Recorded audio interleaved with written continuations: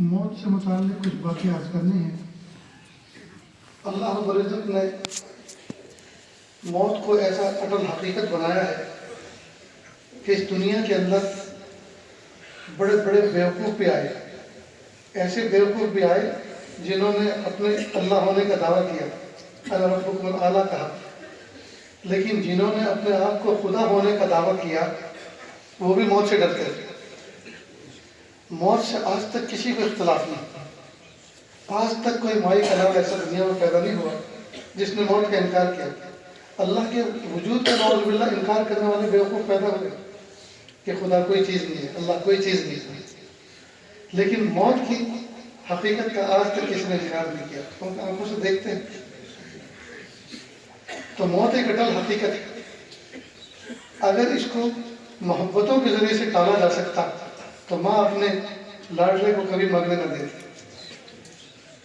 موت کو اگر وفاداریوں سے ٹالا جا سکتا تو بیوی اپنے شوہر کو کبھی نہ مرنے دیتی۔ موت کو اگر قوت بازو کے ذریعے سے ٹالا جا سکتا تو گاواں پہلوان کو کبھی موت نہ آتی۔ موت کو اگر دھن دولت سے ٹالا جا سکتا تو شداد و قارون کو کبھی موت نہ آتی۔ موت کو اگر علم و حکمت و دانائی سے ٹالا جا سکتا تو افلاطون اور ارسطو کو کبھی موت نہ آتی۔ موت ایک اٹل حقیقت ہے، یہ جوانوں کو بھی آتی ہے، بوڑھوں کو بھی آتی ہے، چھوٹوں کو بھی آتی ہے، بڑوں کو بھی آتی ہے، امیروں کو بھی آتی ہے اور غریبوں کو بھی آتی ہے۔ اب یہ جو موت واقع ہوتی ہے یہ اللہ کا حکم ہے، اللہ کا امر ہے، فیصلہ ہے۔ اس پر کئی مرتبہ لوگ اتنا صدمہ اٹھاتے ہیں، اتنا صدمہ اٹھاتے ہیں، اتنا صدمہ اٹھاتے ہیں، ایسا لگتا ہے کہ اس موقع پر وہ اللہ تعالیٰ کے وجود اور اس کے نظام کو بالکل بھول گئے۔ میرا دل اس وقت ایک غم سے نڈھال ہے۔ 8 دن پہلے پچھلے منگل کو میرے ماموزاد بھائی جو میرے سالے اور برادر نسبتی بھی ہوتے تھے، حافی کے ماموزاد بھائی بھی تھے، شاملی کے اندر فیکٹری میں پرماننٹ تھے، جاب کرتے تھے، فیبریکیشن آرکشن کا کام تھا ان کا۔ ان کو بخار آیا، بخار میں پلیٹلیٹ گھٹ گئے اور شوگر بہت بڑھ گئی۔ 2-3 دن لگے اسی کو مینٹین کرنے میں، یہاں تک کہ کوئی رگ پھٹی اور بلیڈنگ ہوئی۔ دماغ میں کسی جگہ پہ خون کا دھبا آ گیا، اس کا پریشر پڑا تو ایک طرف کا بازو، ایک طرف کا دائیں ہاتھ اور پیر پیرالائز ہو گیا۔ انہوں نے جواب دیا کہ آگے دکھائیں، آگے لے کر گئے تو وہاں جواب ملا کہ بھئی گردے اور لیور جو ہے دونوں کے دونوں فیل ہو گئے۔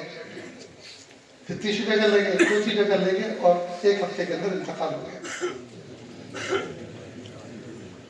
یہ عاجز ان کی جنازے میں شریک ہوا اور الحمدللہ ترتیب ایسی بنی کہ ان کو انتظار کرنا نہیں پڑا، وقت سے پہلے گجرات سے پہنچ گئے۔ اللہ پاک نے اسی ترتیب بنائی۔ بہرحال ان کی جنازے کی نماز پڑھانا اور پڑھنا ہماری قسمت میں تھا، ہم پہنچ گئے۔ تو وہ احساس بھی میرے اندر ہے اور اس موضوع پہ گفتگو کرنا اس لیے ضروری سمجھتا ہوں کہ اس موقع پر جو چیزیں میرے سامنے آئی تو میں نے سوچا اپنے علاقے کے اندر اس موضوع پر چونکہ گفتگو نہیں ہو رہی، لہٰذا بہت ساری جو ہے چیزیں ایسی آنکھوں کے سامنے آتی ہیں جو نہیں ہونی چاہیے۔ تو موت ایک اٹل حقیقت ہے، یہ سب کو آتی ہے۔ یہ پیارے محبوب صلی اللہ علیہ وسلم کو آئی، پیارے صحابہ کو آئی، ائمہ اربعہ کو آئی، محدثین و مفسرین کو آئی، فقہاء کو آئی، ہمارے آباء و اجداد کو آئی اور ہمیں بھی آئے گی۔ تو یہ تو سب کو آنی ہے۔ جب ایک اٹل حقیقت ہے اور ایک یقینی چیز ہے آنی ہے تو اس کے بارے میں آدمی پریشان کیوں رہے، اس کی تیاری کر کے رہے۔ یہ جو موت پہ لوگ روتے ہیں نا، میں آپ کو اس میں ایک نفسیاتی چیز بتاتا ہوں۔ جوان کی موت پر رونے والے زیادہ ہوتے ہیں اور بوڑھے لوگوں کی موت پر رونے والے بہت کم ہوتے ہیں۔ ایسا کیوں؟ حالانکہ زیادہ دن تو بوڑھے نے گزارے ہیں دنیا میں، اس سے زیادہ محبت ہونی چاہیے۔ یہ محبت پہ نہیں رو رہے، یہ اپنے مفادات کو روتے ہیں. ہر آدمی اپنے فائدے کو روتا ہے. بڈھے آدمی سے فائدے زیادہ وابستہ نہیں ہوتے. تو سوچتے ہیں کہ چلو ایک دادا ایک بابا جو ہیں کھانستے تھے بیٹھک میں پڑے ہوئے, اب بیٹھک خالی ہوگی, اب اس کو رینوویشن کریں گے, شاندار ایک ہال بنائیں گے, ایک کونا خالی ہو گیا, اور خوش ہوتے ہیں. لیکن جوان کی موت پہ کیوں روتے ہیں؟ اس لیے کہ اس سے مفادات وابستہ ہے. بچے اس لیے رو رہے ہیں کہ اسکول کی فیس کا کیا ہوگا, سلیبس کا کیا ہوگا. بیوی اس لیے رو رہی ہے کہ بھری جوانی کا کیا ہوگا, بھری جوانی میں شوہر چھوڑ کے چلا گیا. ماں باپ اس لیے رو رہے ہیں کہ بڑھاپے کی لاٹھی چھوڑ کے, بڑھاپے کی لاٹھی تھا اور چلا گیا, اب کیا ہوگا, سہارا کون ہمارا سہارا بنے.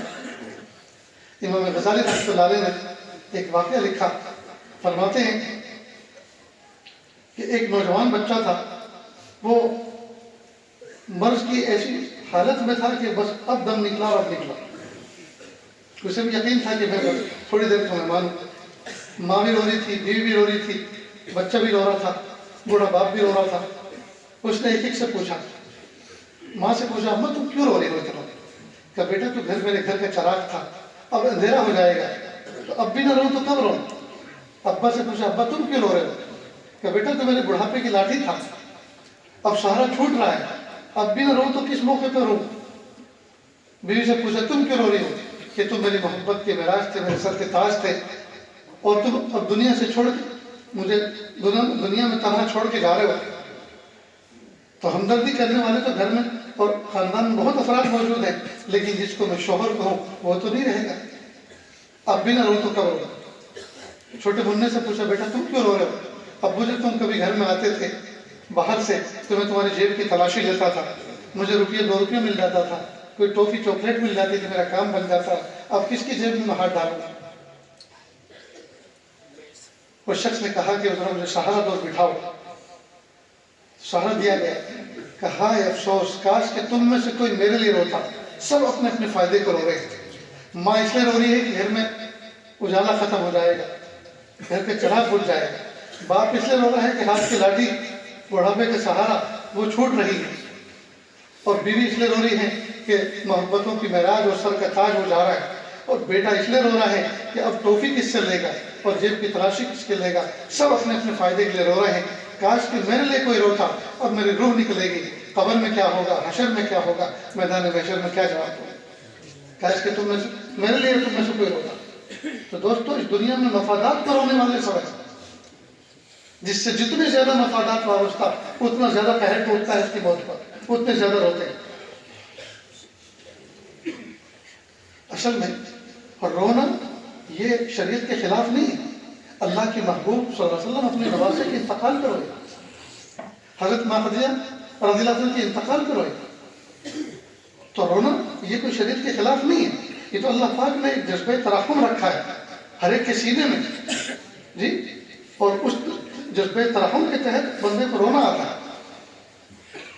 لیکن روتے ہوئے شکوے کا انداز اپنانا, ہائے میرے ساتھ یہ کیا ہوا, ہائے ہمارے ساتھ کیا ہوا, ہائے اتنے بڑے بڑے ظالم دنیا میں دندناتے پھر رہے ہیں, ان کو اللہ نے نہیں اٹھایا, ہمارے کو اٹھا لیا.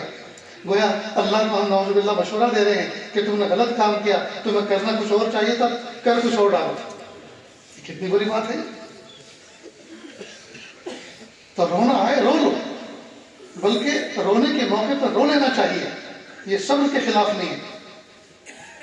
اگر آدمی کو رونا آ رہا ہے, اس کو ضبط کر رہا ہے, تو خطرہ ہے کہ کہیں اس کا سائیڈ ایفیکٹ نہ ہو جائے, کہیں آدمی کے دماغ پہ اس کا اثر نہ ہو جائے. اس لیے وہ جذبات ریلیز ہو جانے چاہیے, رو لینا چاہیے. لیکن رونے میں حرف شکایت زبان سے نہ نکلے, رونے میں کوئی ایسا اعتراض کا جملہ زبان سے نہ نکلے جو شان کے خلاف. اس کا خاص خیال رکھیں. نیند آواز اتنی بلند نہ کرے بھائی, اور رونا ہی تو ہے نا, تو وہ تو خاموشی کے ساتھ بھی رویا جاتا ہے. اس میں کوئی آواز نکالنا کوئی شرط تو نہیں ہے رونے کی, کہ رونا کامل وہ کہلاتا ہے جو آواز کے ساتھ ہو, لہروں کے ساتھ ہو, لہجوں کے ساتھ ہو. ایسا تو کچھ نہیں.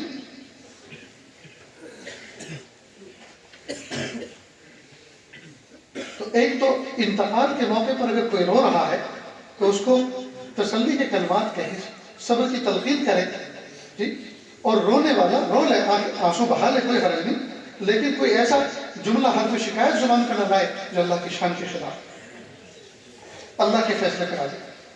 حضرت مولانا اشرف علی تھانوی رحمۃ اللہ علیہ نے بہت پیاری بات فرمائی، فرض کرے اللہ نہ کرے ہم سب کے سب جیل میں ہوں اور ایک لمبی مدت ایک ساتھ رہے، اور پھر ایک آدمی کی رہائی کا فیصلہ آ جائے، تو ایک آدمی تو چھوٹا نا، تو یہ خوشی کی چیز ہے یا غمی کی؟ خوشی کی چیز ہے۔ تو جس آدمی کا انتقال ہو رہا ہے اللہ تعالیٰ دنیا کی مصیبت سے اس کو چھٹکارا دے رہے ہیں، دکھوں بھری دنیا سے نکال کر سکھ بھری جنت کی طرف اپنے بندے کو بنا رہے ہیں، یہ تو خوشی کی بات ہے، یہ تو خوشی کی چیز ہے۔ ہاں یہ الگ بات ہے کہ بہت دنوں تک اس کے ساتھ تمسک رہا، اس کے ساتھ جو ہے ویوہار رہا، تعلقات رہے، تو اس تعلقات کے جدا ہونے پر جو احساس ہو رہا ہے اس پہ آدمی کو رونا ہے، وہ ایک الگ چیز۔ لیکن حقیقت تو یہ ہے کہ جو چھوٹا اس دنیا سے بہت اچھا چھوٹا، جو گیا وہ بہت اچھا گیا، بس اب جو باقی ہے اس کی فکر کرنی چاہیے پیارے اللہ ہمیں بھی عافیت کے ساتھ اپنے پاس ملا۔ اگر اس موضوع پر آدمی سوچے تو بہت تسلی ہو جاتی ہے کہ اللہ پاک نے دکھوں بھری دنیا سے ہمارے مریض کو، ہمارے رشتہ دار کو، ہمارے بھائی کو دکھوں بھری دنیا سے نکال کر سکھ بھری جنت کی طرف بلا دیا۔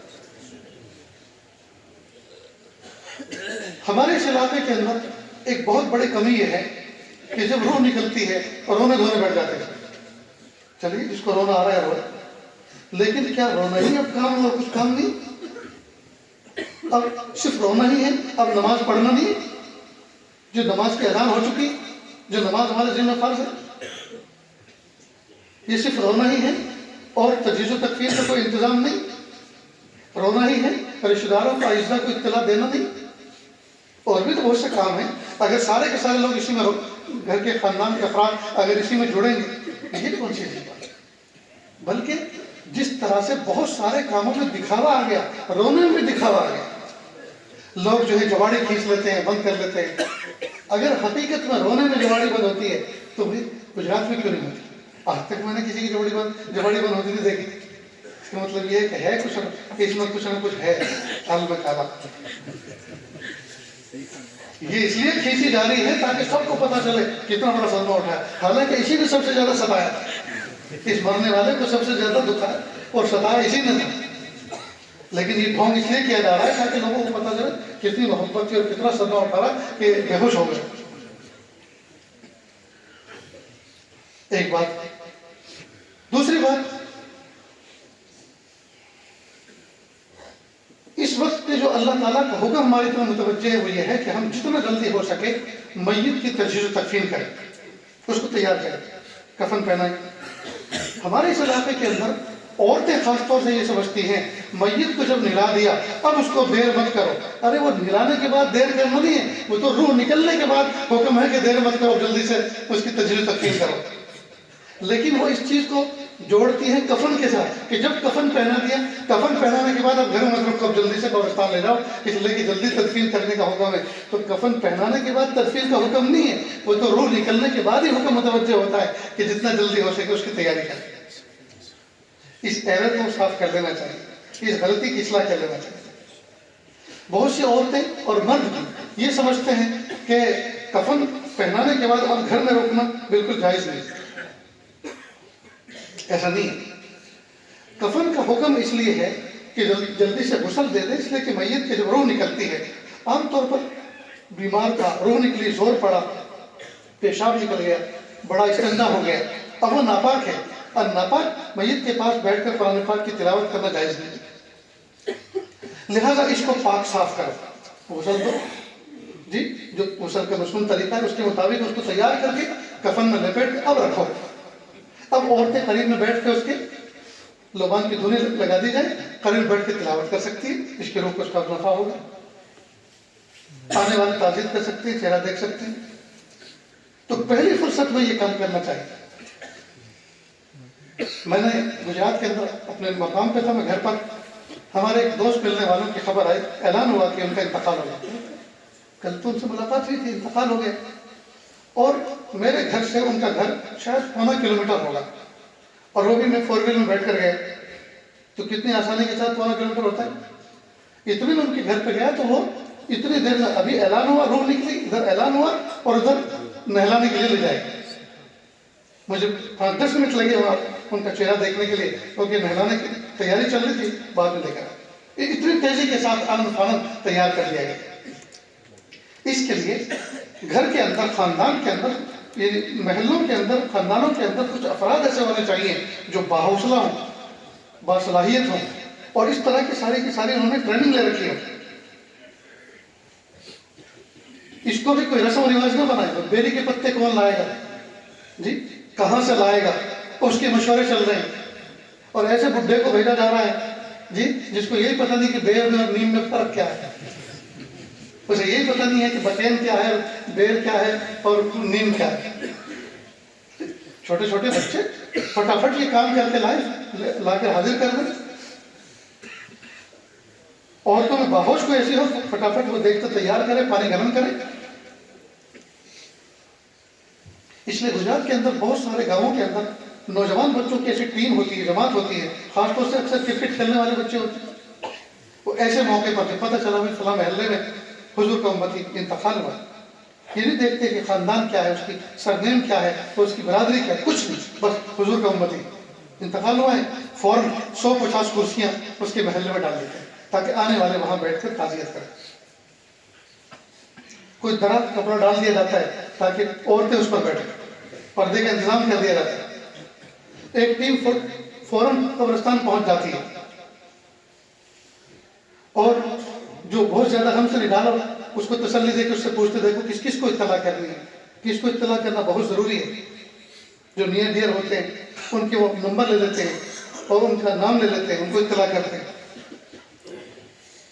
और एक बहुत प्यारा काम ये करने का होता है, और जो वहां होता है, जो हमारे यहाँ करने की जरूरत है, वो ये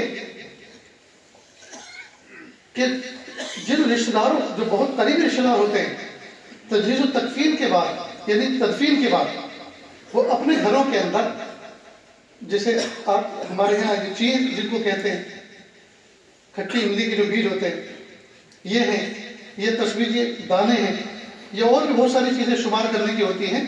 2 डब्बे होते हैं, खाली और एक भरा हुआ। भरे में एक खास तादाद होती है, जिसके यहाँ होता है डब्बा, वो लिख के रखते हैं कि इसमें इतने दाने।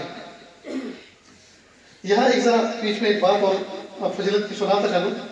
एक बुजुर्ग फरमाते हैं कि ला इलाहा इल्लल्लाह जो 70,000 मरतबा पढ़ेगा, मैंने एक फजीलत की किताब में पढ़ा कि जो बंदा 70,000 मरतबा ला इलाहा इल्लल्लाह पढ़ेगा, अल्लाह ताला उसको जहन्नम से छुटकारा दे देते हैं। कहा मैंने ये पढ़ा था, लेकिन बाकायदा इसका मुझे कोई हवाला नहीं मिल रहा था। एक मरतबा महल्ले के अंदर मेरी दावत हुई। उस दावत के अंदर महल्ले का एक नौजवान भी शरीक हुआ, जिसके बारे में मशहूर था कि इसको कश्फ होता है, और बहुत से मरे हुए लोगों के हालात इसको पता चलते हैं। लेकिन मुझे इसके बारे में डाउट था कि ये बस ऐसे ही बेसर पैर क्यों उड़ाता है। अल्लाह की शान, 2-3 दिन पहले उसकी वालिदा का इंतकाल हुआ था। थोड़ी देर में वो रोने लगा कि हाय मेरी वालिदा को अजाब हो रहा, मेरी वालिदा को कब्र में अजाब हो रहा। और ये कहते कहते वो रोने लगा, रोते रोते बेहोश हो गया, मुंह में से झाग आने लगे। वो बुजुर्ग फरमाते हैं कि जिन्होंने ला इलाहा इल्लल्लाह की फजीलत पढ़ी थी किसी जगह कि अल्लाह ताला अजाब से महफूज फरमाते हैं 70,000 मरतबा जो उसको पढ़ लेता है। कहा मैंने 70,000 मरतबा अपने लिए पढ़ रखा था, 70,000 मरतबा अपनी बीवी के लिए पढ़ रखा था, और 70,000 के 1-2 निसाब और मेरे पास मौजूद थे, यानी और ढेरियाँ पढ़ के मैंने रखी हुई थी। तो मैंने खामोशी के साथ उसकी वालिदा को इशारे साफ कर दिया। वो थोड़ी देर के बाद मुस्कुराते बैठा, मेरी अम्मी को नजात मिल गई, अल्लाह के अज़ाब से मेरी अम्मी को नजात मिल गई, नजात मिल गई। ताकि उसी महफिल में मुझे 2 चीज़ों का फ़ायदा हुआ।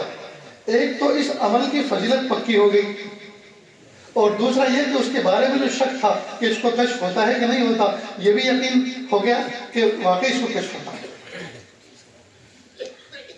खैर, ये फजीलत आपने सुन ली। अब आम तौर पर देखा गया गुजरात में इन तस्बीहात का बहुत ज़्यादा एहतमाम किया जाता है। कुरान शरीफ भी पढ़ते हैं, लेकिन ज़्यादा ये तस्बीह पढ़ते हैं। अब 2-4 औरतें बैठ जाती हैं आमतौर पर, जिसके घर में कोई गम हो, कोई किसी का नियर डियर हो, उसका इंतकाल हो गया, बाहर मुल्क में इंतकाल हो गया, अब बहन है, अब वो رنجیدہ ہیں تو لوگ اس کی تسلی کے لیے دلاسے کے لیے آتے ہیں. تو دلاسے کا کیا مطلب کہ بس بات ہی کرتے رہے ہر وقت اس کو رلاتے رہے اور وہ روتی رہے؟ نہیں، وہ آتی ہیں اور وہ خود پڑھتی ہے. بہن وہ عورت خود پڑھتی ہے جس کے گھر صدمہ ہوا ہے، اور آنے والے بھی آ کر سلام کلام کر کے فوراً وہ بھی اس میں شریک ہو جاتی ہیں، اور جو خالی ڈبہ ہے اس میں پڑھ کے ڈالتی رہتی ہے. اور اس طرح سے 70,000 کا نصاب 2 دن میں پورا ہو جاتا ہے. غم بھی ہلکا ہو جاتا ہے اور میت کو ایصال ثواب بھی ہو جاتا ہے، اور اللہ تعالیٰ کی طرف سے مغفرت کا جو ہے انتظام ہو جاتا ہے. کتنا اچھا معاملہ ہے. لوگ آتے ہیں، غمگین گھر پہ آتے ہیں، بیڑیاں پھونکتے ہیں، حقے گڑگڑاتے ہیں، اور وہ کوئی نیکی کا کام نہیں کرتے. دوستو یہ بہت افسوس کی بات ہے. کرنے کے کام تو یہ ہے، کرنے کے کام تو یہ ہے. تو روح نکلنے کے ساتھ ہی فوراً نلانے کا نظام کیا، نلا دیا اور کفن دے دیا. اس کے بعد ایسی جگہ پر رکھ دو جہاں عورتیں بیٹھیں، اور عورتیں رونے کے لیے نہ بیٹھیں. اتنے افسوس کی بات ہے کہ عورتیں 2 3 4 مل کر پتہ نہیں ان کو رونا آتا بھی ہے کہ نہیں. اس لیے کہ رونے کے لیے بھی تو ہمت چاہیے نا، اس کے لیے بھی تو اسٹاپ چاہیے آنسوؤں کو، اس کے لیے ہمت چاہیے. بس وہ ایسے کر کے اب وہ ایک لہر چلتی رہتی ہے، اس لیے کہ سب کو اظہار کرنا ہے نا اس بات کا کہ شوہر کے مرنے پہ بیوی کو رونا ہے. حالانکہ زندگی بھر لڑی ہے، زندگی بھر شوہر کو کوسا ہے، آج اتنا رونا کہاں سے آ گیا؟ یہ رونا نہیں ہے، بس یہ بناوٹی لہجے ہوتے ہیں کہیں. خبردار کر دینا چاہیے. تھوڑی سی بہت رو لیں، نہیں اب خاموش ہو جاؤ. اب جو ہے تمہارے رونے کی ضرورت نہیں ہے میت کو، اب تو تمہارے ایصال ثواب کی ضرورت ہے. جتنا ایصال ثواب کرو گے اس کو نفع ہوگا. اگر تمہیں اس سے محبت تھی تو محبت کا تقاضا یہ ہے کہ اس کو آگے کے مرحلوں پر کامیاب کرنے کے لیے تم یہاں سے ایصال ثواب کرو، تاکہ قبر حشر میں اس کی کامیابی کا نظام بن سکے. اگر تمہیں اس سے محبت تھی تو محبت کا تقاضا یہ ہے، وفاداری کا تقاضا یہ ہے کہ تم اس کے لیے ایصال ثواب کرو. سورہ فاتحہ پڑھو، قل ہو اللہ شریف پڑھو، سورہ یاسین شریف پڑھو، کلمے کا ورد کرو. یہ کرنے کی چیز. اور کرتے کرتے اگر آنسو بہ رہے ہیں، صدمہ آ رہا ہے تو بہت محبوب چیز ہے، بہت اچھی بات ہے کہ دل نرم ہو رہا ہے جی، اور ساتھ ساتھ میں عمل بھی چل رہا ہے. اللہ تعالیٰ کو کتنا پسند ہے. تو دوستو یہ کام کرنے ہیں. اس کے علاوہ محلے پڑوس کے لوگوں کو اتنی ہمت ہونی چاہیے. ٹھیک ہے کسی کا انتقال ہو گیا ہمارے پڑوس میں، ان کو صدمہ ہے، لیکن جو پڑوسی دوسرے ہیں ان کو تو اس درجے کا صدمہ نہیں، ان کو تو ماشاءاللہ ہمت اللہ نے دی ہے. کئی مرتبہ جس گھر میں حادثہ ہوا ہے اس گھر کے اندر وہ شدید بیمار ہوتے ہیں. مثال کے طور پر ڈائبٹیز کا کوئی مریض ہے، اگر اس کو کوئی چیز نہیں دیں گے تو اس کی شوگر بڑھے گی. شوگر بڑھنے گھٹ بھی سکتی ہے اور بڑھ بھی سکتی ہے، اور بھی کوئی پرابلم ہو سکتا ہے. تو بھائی ایک تو دنیا سے گیا ہے، دوسرے کی کیوں تیاری کر رہے ہیں؟ اس لیے ایسے آدمی کو تسلی کے ساتھ لے کے جانا چاہیے، اور ایک طرف کہیں پردے میں بٹھا کر اس کو کوئی نہ کوئی چیز کھلا پلا دینی چاہیے کہ بھائی دیکھو ایک بھائی اللہ کی رحمت میں گیا، اللہ آپ کے عمر و برکت عطا فرمائے، ان کی مغفرت فرمائے، دیکھو کچھ کھا پی لو ورنہ تمہاری شوگر گھٹ جائے گی یا بڑھ جائے گی. لیکن اس طرف ذہن نہیں جاتا. اس گھر کے اندر کئی مطلب بہت معصوم بچے ہوتے ہیں اور بھوکے پیاسے ہوتے ہیں، اس گھر میں چولہا تو نہیں جلتا، اس گھر میں کھانا تو نہیں بنتا. تو محلے پڑوس کے افراد کو چاہیے کہ وہ ترس کھائے ان بچوں پر اور ان کو لے کر جائے، کو کچھ کھلائے، کوئی بسکٹ کا پیکٹ دلائے، کوئی چیز کھلائے پلائے، تاکہ ان کو تسلی. انہیں کیا پتا گھر میں میت ہوئی ہے تو میت پہ کتنا رویا جاتا ہے، کیسا غم منایا جاتا ہے، انہیں تو بھوک لگی ہوئی. اور کئی بچے معصوم روتے ہیں، لوگ یہ سوچتے ہیں کہ یہ بھی غم کا ایک حصہ ہے، وہ مرنے والے پر ہو رہا ہے، مرنے والے پہ نہیں رو رہے، وہ بھوک پر ہو رہے ہیں. لیکن لوگوں کو اس کا ادراک نہیں ہوتا کئی دفعہ. تو اتنا ہوش ہونا چاہیے کہ چھوٹے بچوں اور بیماروں اور کمزوروں کا خیال رکھیں. کئی مرتبہ جنازوں پر برادران وطن بھی آ جاتے ہیں، ان کے ریلیٹیو ہوتے ہیں، ملاقاتی ہوتے ہیں، یہ کاروباری ہوتے ہیں. کئی مرتبہ لوگ ایسے غافل کھڑے ہوئے ہوتے ہیں، ان کو ذرہ برابر احساس نہیں بھئی کوئی آیا ہے تو کسی انسان کا انسانیت کے ناطے اس کا ادب کیا جائے، اس کو بیٹھنے کی جگہ دی جائے، اس کو کوئی جگہ بتائی جائے، رہبری کی جائے کہ آپ وہاں چل کے بیٹھیں. تو یہ اخلاق ہمارے اندر ہونے چاہیے کہ ہم میت کی موت ہونے پر ہم آپے سے باہر نہ ہوں، ہم آؤٹ آف کنٹرول نہ ہو جائیں. ایسا نہ ہو کہ اب ہمیں کون سنبھالے، اور اس طرح سے بے ہوش ہو جانا اور اپنے ہوش خراب کر دینا اور اتنا تڑپنا، یہ اللہ تعالیٰ کے فیصلے کے خلاف گویا احتجاج ہے۔ بھئی اللہ نے تو اپنے بندے کو، اپنی بندی کو دکھوں بھری دنیا سے نکال کر جنت کے لیے اللہ تعالیٰ نے پرمیشن دی، اور وہاں جانے کا اللہ پاک نے موقع عطا فرمایا۔ اللہ نے تو بہتر فیصلہ فرمایا، کوئی برا فیصلہ نہیں فرمایا، لیکن ہم نعوذ باللہ اس طرح سے اللہ کے سامنے رو رو کے احتجاج کرتے ہیں جیسے ہمارے ساتھ بہت برا ہو گیا، بہت برا ہو گیا۔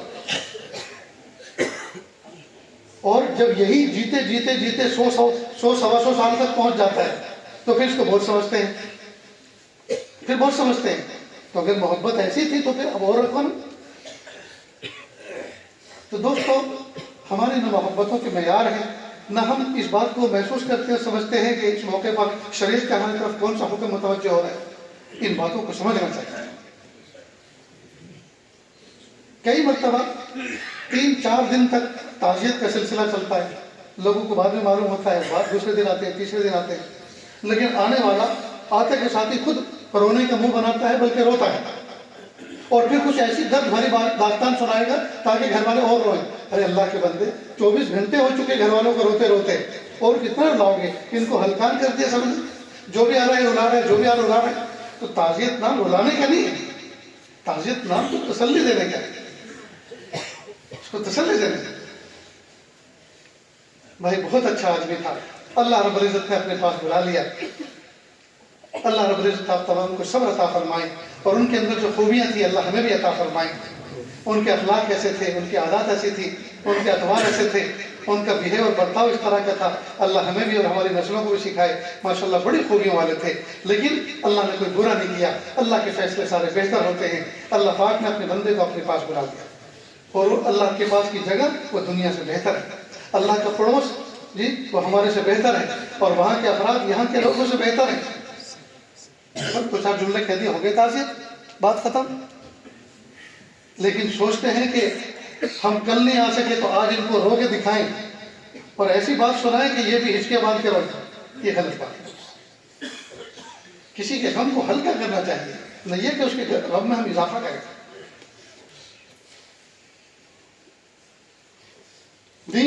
جس گھر کے اندر میت ہو تو اس کے جو نیئر ڈیئر ہوتے ہیں، خونی رشتے والے خاص طور سے، اور اگر کوئی خونی رشتہ نہ ہو تو پڑوسیوں کا یہ حق بنتا ہے کہ 3 دن تک ان کے گھر میں کھانا پہنچایا جائے۔ اب ہمارے اس علاقے میں کڑوی روٹی کہتے ہیں اس کو، پتہ نہیں کون سی کڑوی ہوتی ہے، دنیا بھر کا میٹھا ہوتا ہے، دنیا بھر کے نمکین ہوتا ہے، لیکن نام رکھا کڑوی۔ وہ شاید رحم کا گھر ہوتا ہے، رحم میں جو ہے کئی مرتبہ حلق سے نیچے جو چیز نہیں اترتی اور کڑوی چیزیں نیچے نہیں اترتی، تو اس لیے ضمن اس کو بھی کڑوا کہہ دیا، حالانکہ کڑوی وڑوی نہیں ہوتی۔ تو یہ حکم کیوں دیا نیئر ڈیئر کو، جو بہت قریبی رشتہ دار ہے کوئی؟ اس لیے کہ جس گھر کے اندر میت ہوئی ہے اس گھر کے اندر کسی کے اندر یہ ہمت نہیں کہ چولہا جلائے، کھانا پکائے۔ اور انسان کی فطرت کے اعتبار سے یہ چیز اچھی بھی نہیں لگتی کہ جس گھر میں غم پسارا ہوا ہو اور وہاں جو ہے کھانے پینے کا نظام بنے۔ تو ایک تو ان کو غم ہے، صدمہ ہے، دوسرا وہ تھکے ہوئے ہیں، تیسرا ان کو مرحوم کے لیے سارے ثواب بھی کرنا ہے، اعمال میں لگنا ہے۔ تو پھر جو بہت قریبی رشتہ دار ہیں، خونی رشتہ رکھتے ہیں یا پڑوسی ہیں، ان کا یہ حق بنتا ہے کہ وہ 3 دن تک ان کے یہاں کھانا پہنچائیں تاکہ وہ اعمال میں لگے، اصالہ ثواب کرتے رہے، اعمال کرتے رہے۔ تو یہ کتنی اچھی ترتیب ہے، لیکن عام طور پر دیکھا یہ گیا ہے کہ لوگ بس دیگیں چڑھا دیتے ہیں ایک وقت کے لیے، اور وہ بھی کل جنازے کے بعد، بس اس میں سب شریک ہو جائیں، اور ابھی 2 گھنٹے کے بعد شام ہونے والی ہے، شام ہونے والی، رات ہونے والی ہے۔ یہ چھوٹے چھوٹے بچے گھر میں بھوکے پیاسے ہوتے ہیں جن کی موت ہوئی ہے، لیکن کسی کو یہ توفیق نہیں ہوتی کہ دودھ کی کوئی بوتل بچے کو پہنچا دے یا کوئی بسکٹ کا پیکٹ پہنچا دے، یہ شام کے کھانے کا کوئی انتظام کرے۔ اور دوسرے دن تو مجبوراً اس گھر کی عورتوں کو چولہا چلانا پڑتا ہے، چائے بنانی پڑتی ہے۔ نہیں دوستو، اتنی بے حسی بھی اچھی نہیں۔ موت سے کس کو رشتگاری ہے، آج ہو تو کل ہماری باری ہے۔ یہ ماحول تو ہر ایک کے گھر میں سجنا ہے۔ لہذا جب ہمیں یہ ہدایت مل گئی کہ جس کے گھر میں میت ہوئی ہے اس کے ساتھ میں ہم اس طرح کا حسن سلوک کریں، جی تو ہم اگر کسی کے ساتھ کریں گے تو ہمارے ساتھ بھی کوئی کرے گا، لیکن ہم ہی نہیں کریں گے تو ہمارے ساتھ کون کرے گا؟ اس لیے دوستو ان باتوں کو اچھی طرح ذہن نشی کریں اور حالات کو قابو میں لائیں۔ جو بے قابو چیزیں ہوتی ہیں ایسے موقع پر بے صبری کا حق ہوتا ہے، اس وقت تسلی کے کلمات کہیں، کسی اچھے سے عالم کو فوراً اسی وقت بلائیں اور چھوٹا سا بیان کروائیں۔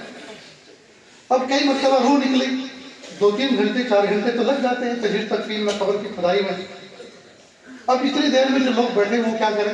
تو بیڑیاں پھونکتے ہیں۔ بہتر یہ ہے کہ یاسین شریف مستقل چھپی ہوئی ہے، اس کی صندوق سی بھی ملتی ہے، 150 اس کے اندر ہوتی ہے، وہ لا کے رکھتے ہیں۔ نہیں لا کے رکھیں گے تو 3 قرآن پاک لا کے رکھیں گے، 30 پارے ہوتے ہیں کھلے، اور 3 قرآن پاک پر کہتے ہیں پڑھو۔ اب لوگ سوچتے ہیں کہ یار پڑھنے والے تو 10-12 ہیں اور یہ 3 قرآن پاک ہیں، یہ پورے کہتے ہو گے؟ میں پورے کرتا ہوں۔ ایک آدمی 10 پارے پڑھ دیتا ہے، اور پڑھتا کیسے ہے تو اس میں آپ کو کیا بتاؤں کیسے پڑھتا ہے، اور کتنے ورق ایک ساتھ پلٹے جاتے ہیں۔ میں نے خود اپنی آنکھوں سے دیکھ رکھا ہے، میں کسی کی سنائی نہیں کہہ رہا۔ تو دوستو اس سے بہتر تھا صرف یاسین شریف پڑھ لیتے۔ ایک مرتبہ یاسین شریف کی فضیلت پڑھنے کی یہ ہے 10 قرآن پاک کے برابر اجر ملتا ہے۔ محبتوں کے ساتھ، اخلاص کے ساتھ ایک مرتبہ سورہ یاسین شریف پڑھتے وہ زیادہ بہتر تھا، اس سے کہ بے ادبی کے ساتھ جو ہے پارے اٹھائے جا رہے ہیں اور پارے کے ورق پلٹے جا رہے ہیں، اور 2 نمبر میں پلٹے جا رہے ہیں، پڑھ کے نہیں پلٹے جا رہے، بغیر پڑھے پلٹے جا رہے ہیں۔ ابھی نظر ادھر تھی، ابھی ادھر، اور ابھی ادھر کا صفحہ، ابھی ادھر۔ وہ بھاگا دوڑی والا ہوتا ہے، اور بھاگا دوڑی والا پڑھے ترتیب سے وہ بھی کوئی بات ہے، لیکن وہ پڑھتے ہی نہیں ہیں، وہ تو خالی نظر گھماتے ہیں۔ بہت غلط بات ہے، یہ دھوکہ ہے، یہ دھوکہ، یہ خدا ہے، یہ اللہ کی چیز پسند نہیں۔ اللہ تعالیٰ ہمارے اس تلاوت کے محتاج نہیں۔ تو سورہ یاسین شریف رکھیں۔ اسی طرح وہ جو 70,000 مرتبہ کلمہ پڑھنے کی فضیلت جو آپ نے سنی ہے، اس کے لیے جو ہے تسبیح، بہت سارے تسبیح توڑ کر اس کے دانے جمع کر لیے جاتے ہیں، اور وہ دانے سامنے موٹے موٹے سب کے سامنے ڈال دیے جاتے ہیں، تو وہ 70,000 کی تعداد آسانی کے ساتھ ہو جاتی ہے۔ تو یہ کام بھی کیا جا سکتا ہے، اور یہ کب تک کیا ہے؟ جب تک جنازہ اٹھائے وہاں تک، ظاہر بات ہے وہاں تک تو کوئی دوسرا کوئی کام کرنے والا ہے نہیں۔ دکان والے نے دکان بند کر رکھی ہے، کاروبار والے نے کاروبار بند کر رکھا ہے، وہ تو سارے کے سارے جمع ہی اس لیے ہوئے ہیں تاکہ کندھا دے کر ہم اپنے رشتہ دار ملنے والے کو، دوست کو قبرستان تک پہنچائیں۔ تو جب آپ اسی کام کے لیے اپنے آپ کو فارغ کیا ہے تو بھائی اچھا کام کرو، قرآن پاک کی تلاوت کرو، تسبیح پڑھو، کلمے کی تسبیح پڑھو، جی، اور رسالے صاحب کا اہتمام کرو۔ تو دوستو یہ جو باتیں کہی جا رہی ہیں سمجھ میں آ رہی ہیں کہ نہیں؟ تو کرے گی کہ نہیں؟ انشاءاللہ۔ موت سے کس کو رستگاری ہے، آج ہو تو کل ہماری بات۔ موت ایک اٹل حقیقت ہے دوست، ہم تمام کو اس کی تیاری کر کے رکھنی چاہیے۔ کچھ نوجوان ایک جگہ بیٹھے ہوئے بات کر رہے تھے، گپ شپ کر رہے تھے، ایک شخص آیا اور کہا بھائی یہاں کوئی جگہ ایسی ہے جہاں سکون سے مرا جا سکے؟ اس میں سے ایک ذرا بات ہوئی گئی، ادھر جا، وہاں مسجد ہے، سامنے کنواں ہے، درخت بھی ہے، بہت اچھی سائیدار ہے، وہاں جا کے مر گیا۔ اب یہ ہو گیا، اب یہ لوگ تو آپس میں بات کریں کیسا دیوانہ ہے، کیسی بات کہی اس نے۔ خیر میں اس کو روانہ کر دیا۔ اب گھنٹے 1.5 گھنٹے کے بعد اذان ہوئی، اب یہ نماز کے لیے چلے، جا کے کیا دیکھتے ہیں کہ درخت کے نیچے وہ شخص مرا پڑا، مرا ہوا پڑا ہوا۔ تو ان کو کھٹکے حیرت ہوئی کہ اچھا ایسے بھی موت آ جاتی ہے، گویا وہ شخص موت کی تیاری کے ساتھ چل رہا تھا، موت کا انتظار کر رہا تھا۔ خواجہ فرید الدین عطار رحمۃ اللہ علیہ کے بارے میں آتا ہے، عطر کی دکان تھی، ان کی عطر فروش تھے۔ ایک شخص دیوانہ سا آیا اور آ کر ان کے دکان کے اندر چھوٹی بڑی جو شیشیاں رکھی تھی خوشبو کی، ان کو غور سے یوں کر کے دیکھتا رہتا۔ میں نے پوچھا یہ کیا دیکھتا ہے؟ کہ میں یہ دیکھتا ہوں کہ آپ کی روح کیسے نکلے گی، ایک شیشی میں سے دوسری میں، دوسری سے تیسری میں، تیسری چوتھی میں، تمہاری روح تو بھٹکتی رہے گی، کیسے نکلے گی؟ کہے پیچھے ہٹ، جیسی تیری نکلے گی ایسے ہماری نکلے گی، چل یہاں سے۔ کہا اچھا، کہ ہماری تو ایسے نکلے گی۔ کندھے سے ایک رومال اتارا اور روڈ کراس کر کے فٹ پاتھ پہ گیا اور کہا لا الہ الا اللہ محمد رسول اللہ، یوں کہہ کے لیٹ گیا۔ کافی دیر کے بعد یہ اپنی دکان بند کر کے نماز کے لیے کھانے کے لیے جا رہے تھے، دیکھتے کیا کہ اس کو دیکھو صحیح دیوانہ کون ہے، ہاتھ جو لا کے دیکھا تو وہ پرواز کر چکے، پر دل پہ چوٹ لگی، ہائے مرنے والے تو ایسے بھی مر جاتے ہیں۔ بس دکان لٹا دی اور اللہ کے راستے میں لگ گئے، اللہ کی محبت میں لگ گئے اور خواجہ فرید الدین عطار کے ساتھ۔ پڑوسی ملک میں میرے ایک رشتہ دار تھے، بہت قریبی، حافظ قرآن تھے۔ رمضان مبارک میں شہری کھائی اور سحر کھانے کے بعد ان کو الگ صبح، گرمی کا موسم تھا، جلدی کسی جگہ دور جانا تھا، تو انہوں نے اپنے رشتے داروں کو، سب کو، عورت پر سب گاڑی میں بٹھایا، بڑی گاڑی تھی، گاڑی میں بٹھایا اور تیزی سے جا رہے تھے۔ بس ایک دم سے انہوں نے دھیرے دھیرے دھیرے کر کے ایمرجنسی بریک جیسے لیے اور گاڑی کنارے کی اور ہاتھ یوں کیے پیچھے، تو کہ لا الہ الا اللہ محمد رسول اللہ صلی اللہ علیہ وسلم، اتنا کہہ کے انتقال ہو گیا۔ کتنی پیاری موت پائی دوست، اللہ اکبر۔ یہ سب سننے کے اور سنانے کے بعد اب اپنی باری کا مسئلہ آتا ہے کہ ہم کس حال میں جائیں، کفن مقدر ہوتا ہے کہ نہیں ہوتا، دفن مقدر ہوتا ہے کہ نہیں ہوتا، وطن کی زمین مٹی نصیب ہوتی ہے کہ نہیں ہوتی، کیا پتا دوست۔ کئی مرتبہ دو جوان بچے، جیسے اس گاؤں کے بہت سے بچے ہیں اور دوسرے گاؤں کے بچے پردیس میں جاتے ہیں دو پیسے کمانے کے لیے، کئی مرتبہ وہ جاب ورک کر کے اپنے گھر پہ آتا ہے، 2-5 دن کے لیے چھٹی لے کر کچھ پیسے دیتا ہے، گھر کا کچھ سامان خرید کر رکھ کے جاتا ہے اور صبح صبح اپنا بیگ لے کر پھر تیار ہو کے جاتا ہے۔ چھوٹے چھوٹے بچے باپ کے پیروں سے سمٹ جاتے ہیں، ابو کیوں جا رہے ہو، ابھی تو آئے تھے، ابو کیوں جا رہے ہو؟ کہا بیٹا بہت سارے پیسے کمانے جا رہا ہوں، انشاءاللہ میں جلدی آؤں گا۔ اب ان کو تسلی کر کے بیوی چھڑا لیتی ہے، بیوی کے آنکھوں میں آنسو، اس کے آنکھوں میں آنسو، چھوٹے چھوٹے معصوم بچوں کو دیکھتے دیکھتے چلا جاتا ہے۔ ٹرین پکڑتا ہے، لمبا سفر کر کے 24 گھنٹے کا دور کہیں پہنچتا ہے، ریلوے اسٹیشن اتر کر ابھی وہ جا ہی رہا ہوتا ہے، پیچھے سے کوئی بڑا سا ٹرک کچل دیتا ہے، نہ یہ پتہ چلتا ہے کہ نام کیا تھا، نہ یہ پتہ چلتا مذہب کیا تھا، نہ یہ پتہ چلتا کس کا باپ تھا، کس کی اولاد تھا، کس کا شوہر تھا۔ پردیس میں کئی مطلب ایسی بے بسی کی موت آتی ہے تو اللہ تعالیٰ بے بسی اور بے کسی کی موت سے بچائے، اللہ تعالیٰ ایسی شاندار موت عطا فرمائے، حقوق اللہ معاف ہو چکے ہوں یا ادا ہو چکے ہوں، حقوق العباد ادا ہو چکے ہوں یا معاف ہو چکے ہوں جی، اور بچے اپنے اپنے پیروں پہ کھڑے ہوں اور دین کے داعی ہوں، دین پر چل رہے ہوں، نمازوں کی پابند ہوں، اولاد آنکھوں کی ٹھنڈک ہو جی، مبارک دن ہو، مبارک مہینہ ہو، مبارک لمحات ہو، مبارک جگہ ہو اور زبان کو مبارک کلمہ ہو اور کلمہ پڑھتے پڑھتے اللہ سے جا ملے۔ یہ موت اللہ سے مانگنی چاہیے اس طرح۔ میرے پیارے اللہ، دنیا سے ہم اس حال میں جانا نہیں چاہتے کہ سارا بکھیڑا ہمارے پیچھے ہو، اللہ ہم سارے معاملات، ساری فائلیں کلیئر کر کے آپ کے پاس آنا چاہتے ہیں۔ افسوس کی بات ہے دوستو، ہم لوگ موت کے تذکرے سننا اس سے ڈرتے ہیں۔ رات کے وقت اگر موت میت کی کوئی بات ہونے لگے تو چھوٹے چھوٹے بچے بھی رضائیوں میں دبک جاتے ہیں اور اس کو اچھی طرح سے دبا لیتے ہیں، کوئی ہماری موت کی بات ہو۔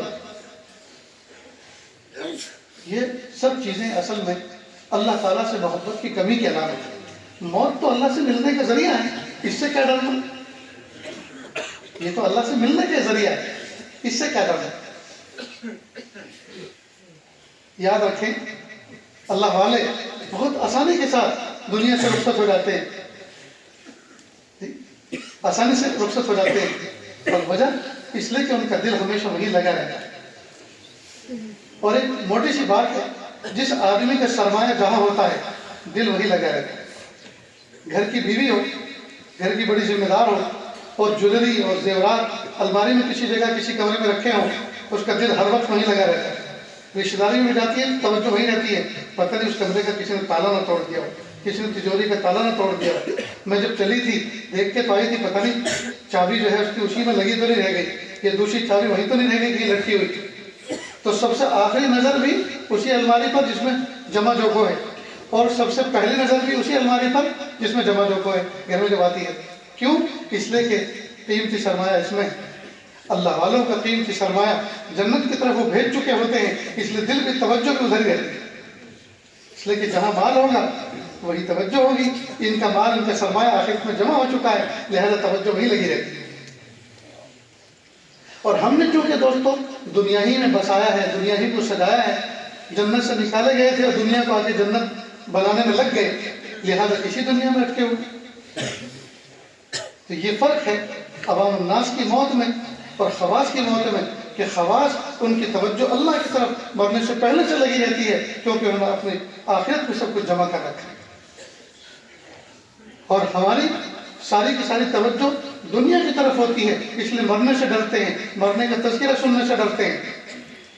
اس لیے کہ اس کی تیاری جو نکلی، وہ جس آدمی نے سفر کی تیاری کی ہو، ٹکٹ کنفرم ہو، کپڑوں پر پریس کر کے رکھی ہوئی ہو، بیگ اچھی طرح پیک کیا ہو، جو استعمال کی ضرورت کی دوائی ہوتی ہے وہ بھی ساتھ میں موجود ہو، اور پیسے بھی وافر مقدار میں ہوں، تو اس آدمی کے سفر پہ جانا ایک بہترین تفریح ہوتی ہے، انجوائے کرتے ہوئے وہ سفر پہ جاتا ہے۔ لیکن جس آدمی کا ٹکٹ بھی کنفرم نہ ہو، جس آدمی کی کپڑوں پہ پریس بھی نہ ہو، جس آدمی کے پاس پیسے بھی پورے نہ ہو، اور اچانک سفر پہ جانا پڑ جائے، سفر اس کے لیے عذاب علیم بن جائے، پریشان ہوتا ہے۔ بس یہی فرق ہے اللہ والوں کی موت میں اور دنیا داروں کی موت میں، کہ اللہ والوں نے سفر آخرت کے لیے مکمل تیاری پہلے سے کر کے رکھی ہوتی ہے، اس لیے وہ آسانی سے دنیا سے چل جائے۔ اس لیے میرے بھائی، جب بیماری ہو اور کمزوری ہو تو آدمی کو چاہیے کہ اپنی آخرت کو یاد کرے، اللہ کی یاد دل میں بسائے، کیا پتہ یہی بیماری زندگی کی شام ہونے کا سبب بن جائے اور یہی ذریعہ بن جائے اللہ تعالیٰ کے یہاں پہنچنے کا۔ اس لیے معاملات بالکل صاف اور ہڈن کچھ بھی نہ رکھے۔ کئی مرتبہ جوان بچوں سے، بیوی سے شوہر بہت کچھ چھپا کے رکھتا ہے، اور جب مرتا ہے تو جس کے قبضے میں جو ہوتا ہے وہ اپنا سمجھتا ہے، جس کے قبضے میں جو ہوتا ہے وہ سمجھتا ہے۔ باپ کو چاہیے کہ معاملہ پورا صاف کر کے رکھے۔ پیارے حضرت پیر ذوالفقار صاحب نقشبندی دعوت برکاتہم، اللہ ان کی عمر برکت عطا فرمائے، عافیت نصیب فرمائے، اور نے ایک عجیب واقعہ سنایا کہ میں لاہور میں شہر میں تھا، مجھے پتا چلا کہ ہمارے ایک ملنے والے ہاسپٹلائز ہیں، بہت سیریس کنڈیشن ہے، تو میں نے اس کا پتہ معلوم کیا، ہاسپٹل کا میں وہاں پہنچا، تو جیسے بھی انٹر ہو رہا تھا کہ ان کا بیٹا بڑا باہر نکل رہا تھا، اس نے دیکھا اور بہت ہی پرتپاش استقبال، حضرت بہت اچھا ہوا آپ تشریف لائے، میرے والد صاحب کی کنڈیشن بہت خراب ہے، اور ڈاکٹر نے ابھی مجھے کہا ہے کہ جس مرض کے وہ مبتلا ہیں، مرض کی کنڈیشن اتنی پھیل چکی ہے کہ زیادہ سے زیادہ وہ ہفتہ عشرہ جی سکتے ہیں، اس سے زیادہ نہیں جی سکتے، لیکن حضرت پلیز آپ ان سے مت بتائیں۔ تو کہا آپ مجھے اپنے والد صاحب کے پاس تو لے کر جائیں، میں جانتا ہوں کہ مجھے کیا بتانا ہے کیا چھپانا۔ کہا میں نے اپنے دل میں کہا، خیر وہ لے کر گئے، چیئر ڈال دی گئی، سارے نیئر ڈیئر جتنے سے سب بیٹھ گئے۔ کہ میں نے ان سے خطاب کیا کہ ملک صاحب، پنجابی زبان میں ملک بڑے صاحب کو کہتے ہیں، کہ ملک صاحب اللہ نے آپ کو بہترین زندگی عطا فرمائی۔ میں نے کہا جی اللہ کا شکر ہے، مجھے اللہ نے بہت شاندار زندگی دی، اللہ نے آپ کو آنکھوں کی ٹھنڈے کی اولاد عطا فرمائی، اللہ تعالیٰ نے آپ کو کھلی دھلی روزی عطا فرمائی، کاروبار عطا فرمائی، کہ بالکل بے شک، کہ اللہ پاک نے آپ کو حج نصیب فرمایا، کہ بے شک، کہ دیکھو موت برحق ہے، ہو سکتا ہے پہلے میری آ جائے اور ہو سکتا ہے پہلے آپ کی آ جائے، اس میں آپ کو کوئی شک ہے؟ کوئی شک نہیں، موت اپنے وقت پر آتی ہے، نہ ایک سیکنڈ آگے نہ پیچھے۔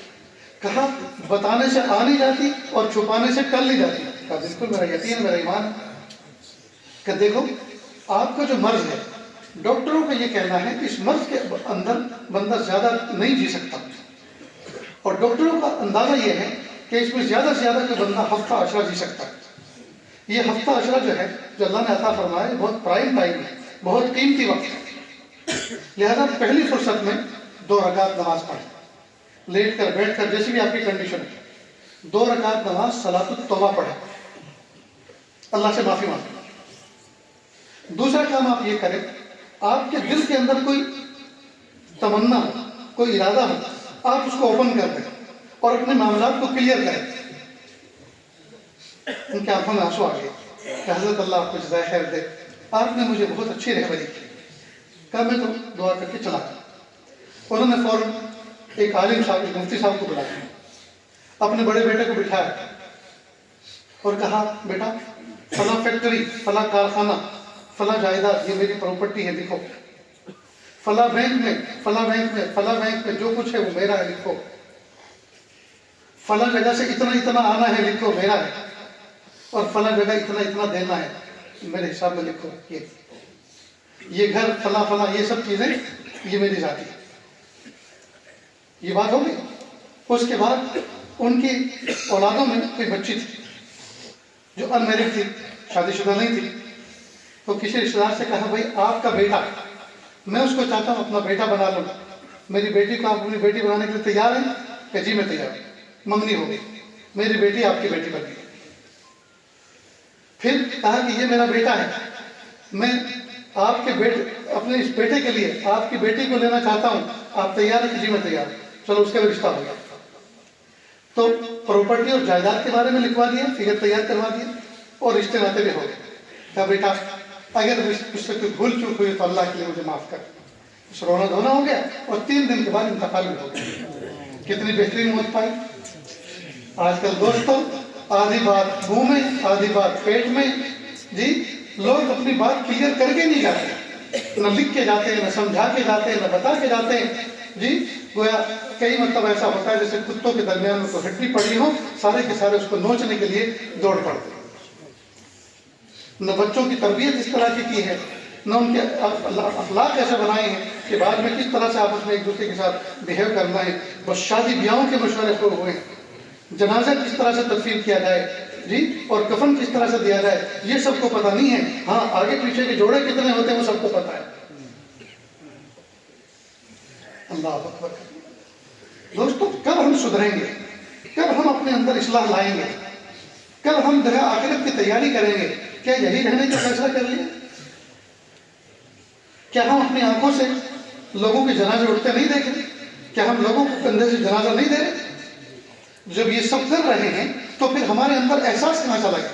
ہمیں اپنی موت کی تیاری کی یاد کیوں نہیں آتی؟ اور آخرت کی تیاری ہم کس دن کے لیے ٹال کے رکھے ہوئے ہیں؟ کیا کوئی ایگریمنٹ کروا کے ہے کہ 200 سال تک ہمیں جینا؟ ہمیں تو پل بھر کا پتہ نہیں ہے کہ اگلے لمحے کیا فیصلہ ہونے والا ہے۔ اس لیے میرے بھائیوں، اس طرح کی غفلت کے ساتھ زندگی گزارنا یہ اچھی چیز نہیں ہے۔ اللہ تعالیٰ سے دعا ہے اللہ رب العزت ہماری زندگی کو بہت اچھا بنا دے، اللہ ہماری بندگی کو بہت اچھا بنا دے، اور اللہ تعالیٰ موت کو ہماری زندگی سے بہتر بنا دے، اور آنے والے ایام کو گزرے ایام سے کا کفارہ بنا دے، آنے والے ایام کو گزرے ایام سے بہتر بنا دے۔ وآخر دعوانا ان الحمد للہ رب العالمین۔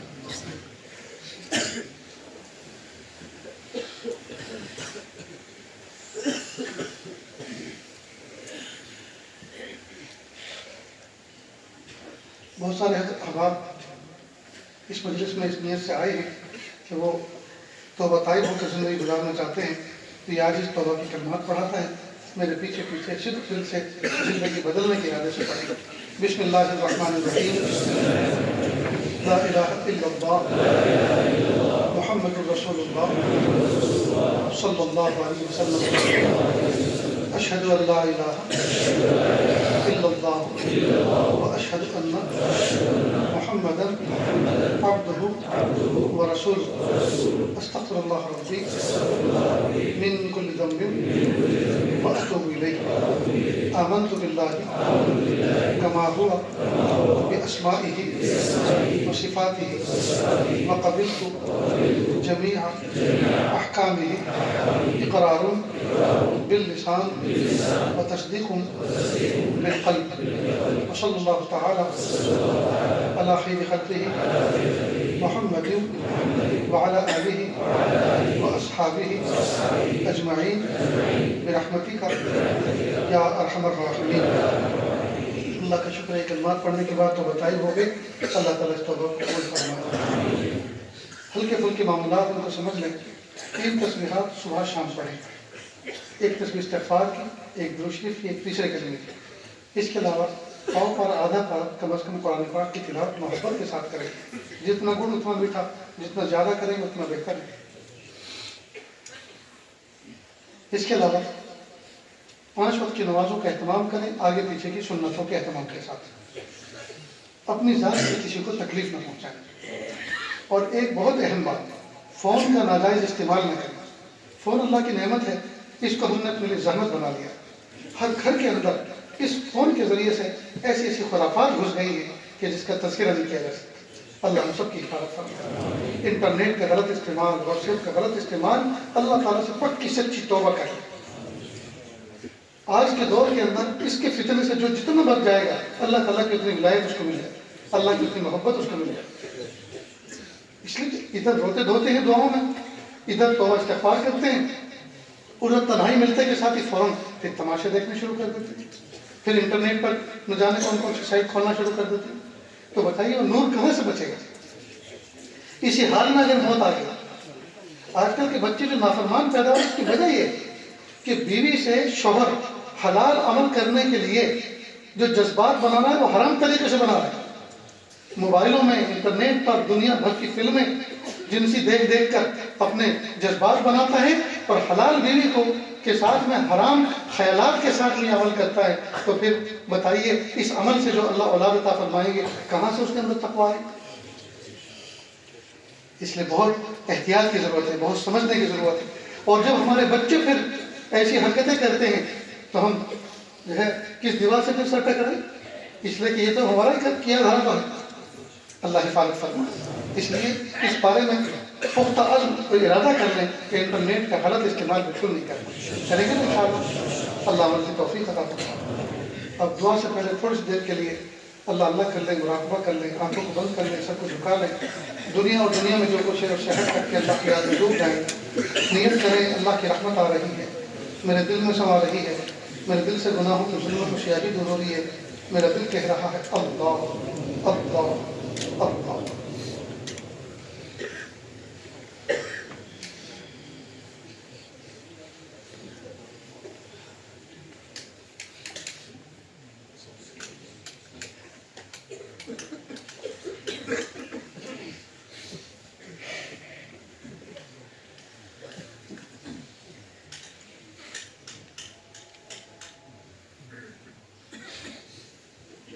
کس سے مانگیں کہاں جائیں، کس سے کہیں، اور دنیا میں حاجت روا کون ہے. کس سے مانگیں کہاں جائیں، کس سے کہیں، اور دنیا میں حاجت روا کون ہے. سب کا داتا ہے تو، سب کو دیتا ہے تو، اور بندوں کا تیرے سوا کون ہے. رزق پر جس کے پلتے ہیں شاہ و گدا، تجھ احد کے سوا دوسرا کون ہے. کون مقبول ہے کون مردود ہے، کون مقبول ہے کون مردود ہے. بے خبر کیا خبر تجھ کو کیا کون ہے. جب تلیں گے عمل سب کے میزان پر، جب تلیں گے عمل سب کے میزان پر، جب تلیں گے عمل سب کے میزان پر، تب کھلے گا کہ ٹوٹا فرق کون ہے. جب تلیں گے عمل سب کے میزان پر، تب کھلے گا کہ کھوٹا کھرا کون ہے. ایک فقیر سے تم فضل باری سمجھے، ورنہ تیری طرف دیکھتا کون ہے. ایک فقیر سے تم فضل باری سمجھے، ورنہ تیری طرف دیکھتا کون ہے. کس سے مانگے کہاں جائے، کس سے کہیں، اور دنیا میں حاجت روا کون ہے. ایک خفتہ دل بیدار شو، بیدار شو، بیدار شو. کہ سوئے ہوئے دل جاگ جا، جاگ جا، جاگ جا. کب تک سوتا رہے گا؟ دریاد حق مشغول شو، مشغول شو، مشغول شو. اٹھ اور اللہ کی یاد میں لگ جا. اللہ اللہ کر، اللہ کا ذکر کر، اللہ کو منا لے.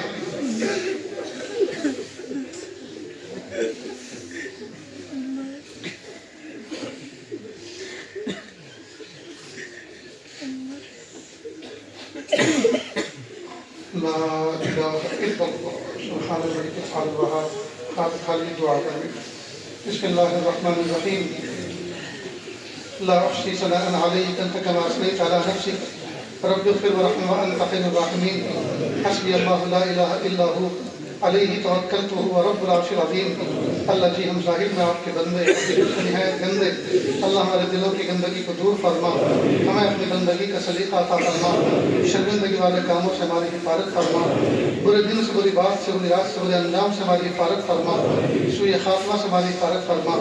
میرے پیارے اللہ، یہ ہاتھ اٹھائے جانے کے قابل نہیں اور یہ زبان کو سوال کرنے کے قابل نہیں۔ آپ سے نہ مانگے تو کس سے مانگے، آپ سے سوال نہ کریں تو کس سے سوال کریں۔ ایک کمزور ایک قوی کے دروازے پر، ایک سائل ایک سخی کے دروازے پر، ایک محتاج ایک غنی کے دروازے پر حاضر ہے۔ میرے پیارے اللہ، آپ راضی ہو جائیے، آپ راضی ہو جائیے، آپ راضی ہو جائیے۔ اللہ جی آپ سچے، آپ کا کلام سچا، آپ سچے، آپ کے فرشتے سچے، آپ سچے، آپ کے نبی پاک صلی اللہ علیہ وسلم سچے۔ اللہ اپنے سچے کلام کے اندر سچے فرشتے کے ذریعے سچے نبی پر یہ پیغام اتارا، ادعونی استجب لکم، مجھ سے مانگو میں تمہاری دعاؤں کو قبول کروں گا۔ میرے پیارے اللہ، ہم مانگ رہے ہیں، آپ قبول فرما لیجیے۔ اللہ جی سب سے بنیادی اور سب سے اہم ضرورت اور ہم سب کی ضرورت اور فی الفور ضرورت یہ آن پڑی ہے۔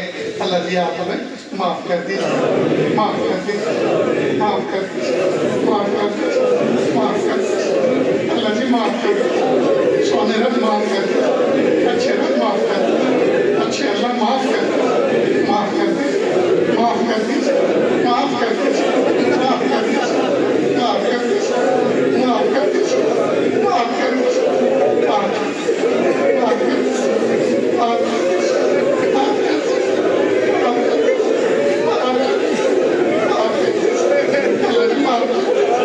اللہ جی آپ معاف نہیں کرنا چاہتے، پھر بھی آپ معاف کر دیں، پھر بھی آپ معاف کر دیں، پھر بھی معاف کر دیں، نہیں معاف کرنا چاہتے پھر بھی معاف کر دیں۔ آپ کسی وقت کوئی ہمیں معاف کرنے والا، اللہ جی معاف کر دیں، معاف کر دیں۔ پیارے اللہ اپنا بنا لیجیے، اللہ اپنا بنا لیجیے، اللہ جی اپنا بنا لیجیے، بہت مقصد کے بنے ہیں، اللہ اپنا بنا لیجیے۔ پیر کے ناخن سے لے کے سر کے بال تک گناہوں میں ڈوبے ہوئے، معصیت میں جکڑے ہوئے ہیں میرے پیارے اللہ، لیکن 5 فٹ کے جسم کے اندر 4 انگل کا عضو ایک ایسا بھی ہے جس نے آج تک آپ کی نافرمانی نہیں کی، اور وہ ہے ہمارا ماتھا، وہ ہے ہماری پیشانی۔ اللہ جب سے ہوش سنبھالا ہے کہ اللہ آپ کے علاوہ کسی کے سامنے سجدہ نہیں کیا اور نہ کبھی انشاءاللہ مرتے دم تک کریں گے۔ میرے پیارے اللہ اس پیشانی کی وفاداری کی توفیق پورے جسم کی مغفرت فرما دے، پورے جسم کی مغفرت فرما دے، پورے جسم کی مغفرت فرما دے۔ اللہ جی ہم سب کو ایسا بنا لیجیے ہم آپ کو پسند آ جائیں۔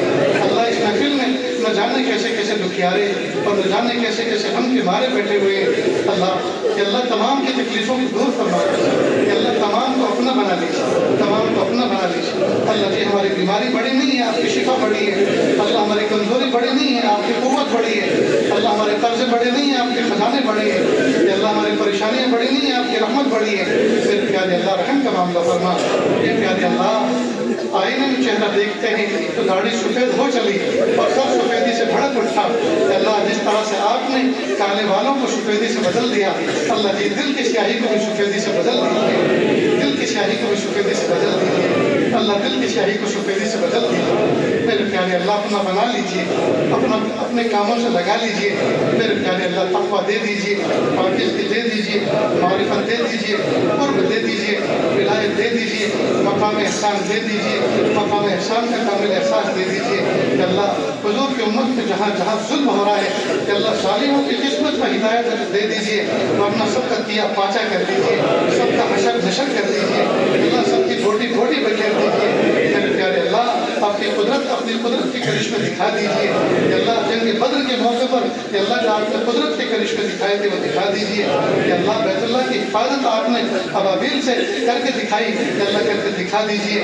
میرے پیارے اللہ کہ اللہ زخمیوں کو شفا عطا فرما، بیماروں کو صحت عطا فرما، کمزوروں کو قوت عطا فرما، بھوکوں کو کھانا عطا فرما، پیاسوں کو پانی عطا فرما، اور ٹھنڈی کے موسم میں ٹھٹکتے ہوئے جسموں کو کہ اللہ گرم کپڑے عطا فرما۔ میرے پیارے اللہ ضرورت کی چیزیں عافیت کے ساتھ عطا فرما۔